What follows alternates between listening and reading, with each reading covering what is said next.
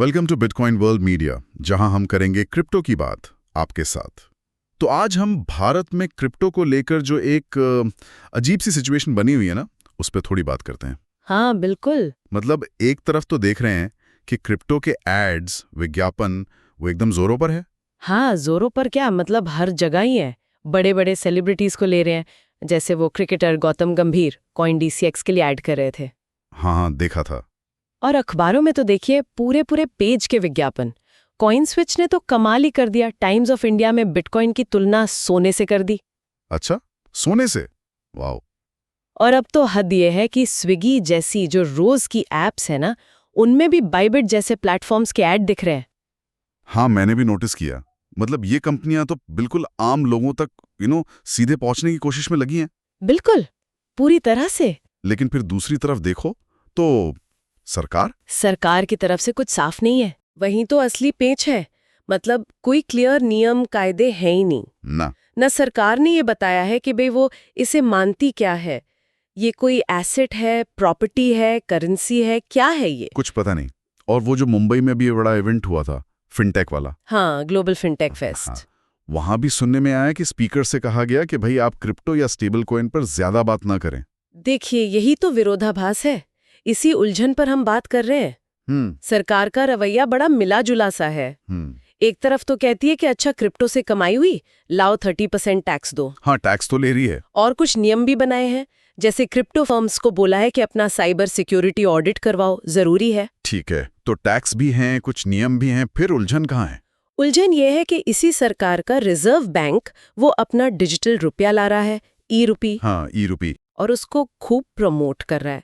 और साथ ही आरबीआई बार बार ये भी कह रहा है कि ये जो बिटकॉइन जैसी प्राइवेट क्रिप्टो है ना, इनमें बहुत रिस्क है, बहुत जोखिम भरा है। अच्छा, तो मतलब एक तरफ तो कमाई पे टैक्स लो और दूसरी तरफ कहो कि ये खतरनाक है।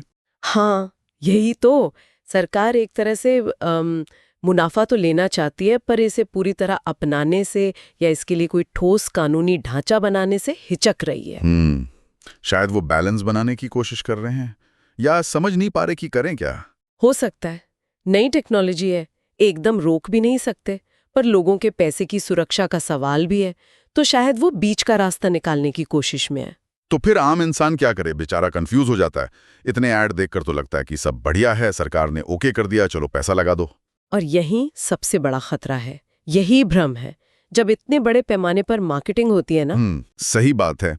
लेकिन सच ये है कि जब तक साफ नियम नहीं है और इन्वेस्टर प्रोटेक्शन, मतलब निवेशक के पैसे की सुरक्षा के इंतजाम नहीं है, तब तक ये बहुत रिस्की है। मतलब पैसा डूब सकता है। बिल्कुल। कल को कोई कंपनी बंद हो गई या कोई फ्रॉड हो गया, तो आपके पास क्या कानूनी रास्ता होगा ये कहना मुश्किल है। दाम का उतार चढ़ाव तो है ही, वो अलग कहानी है। और इन एड्स की ट्रांसपेरेंसी पर भी तो सवाल उठे थे ना, जैसे वो गौतम गंभीर वाले एड में। हाँ बिल्कुल, उसमें ये साफ साफ नहीं बताया गया था कि ये एक पेड पार्टनरशिप है, मतलब पैसे लेकर प्रमोशन कर रहे हैं। अच्छा। देखिए, जब आप म्यूचुअल फंड या बीमा का ऐड देखते हैं तो नीचे कितनी सारी शर्तें लिखी होती हैं, डिस्क्लेमर होते हैं। हाँ, बाजार जोखिमों के अधीन है वगैरह। बिल्कुल, वो नियम है। पर क्रिप्टो एड्स के लिए अभी ऐसे सख्त नियम नहीं है, तो लोग शायद इसे इन्वेस्टमेंट एडवाइस समझ लेते हैं, जबकि वो सिर्फ मार्केटिंग है। तो कुल मिला के कहानी यह है कि भारत में क्रिप्टो की दो दुनिया चल रही हैं। एक तरफ सरकारी ई-रुपी और दूसरी तरफ ये प्राइवेट क्रिप्टोस, जिसका खूब हल्ला मचा हुआ है, एड्स चल रहे हैं और शायद लाखों लोग पैसा भी लगा रहे हैं। एकदम सही कहा। और ये जो डबल स्टैंडर्ड या विरोधाभास है ना, कि सरकार पूरी तरह हाँ भी नहीं कह रही पर रोक भी नहीं रही, और कंपनियां इस बीच में अपनी मार्केटिंग करे जा रही हैं, ये आम नागरिक के लिए थोड़ा चिंताजनक हो सकता है। खतरनाक भी हो सकता है। हाँ, क्योंकि उन्हें बिना किसी मजबूत कानूनी सहारे के एक अनिश्चित बाजार में पैसा लगाने के लिए लुभाया जा रहा है। कंपनियां तो शायद सोच रही हैं कि पहले मार्केट पकड़ लो, नियम बाद में बनते रहेंगे, लेकिन तब तक रिस्क तो आम निवेशक का ही है।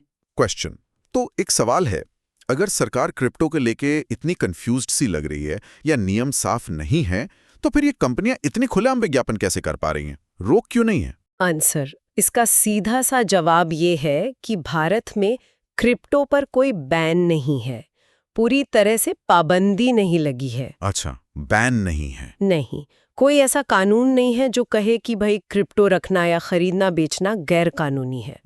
तो कंपनियां इसी ग्रे एरिया का, इसी अस्पष्टता का फायदा उठा रही हैं। क्योंकि मना नहीं है तो वो कर रही हैं, वो टैक्स भी दे रही हैं, है ना? और जो थोड़े बहुत नियम हैं, जैसे वो साइबर सिक्योरिटी वाला, उनका पालन भी कर रही हैं। ओके।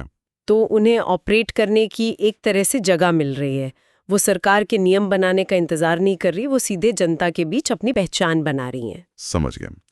तो आखिर में मेरे मन में एक सवाल आ रहा है, और शायद हमारे सुनने वालों के मन में भी आए। पूछिए। कि जब तक किसी चीज के लिए सरकार के नियम एकदम साफ ना हो, बिल्कुल क्लियर ना हो, क्या तब तक उसका इतने बड़े पैमाने पर, इतने जोर शोर से विज्ञापन करना आम लोगों के लिहाज से ठीक है?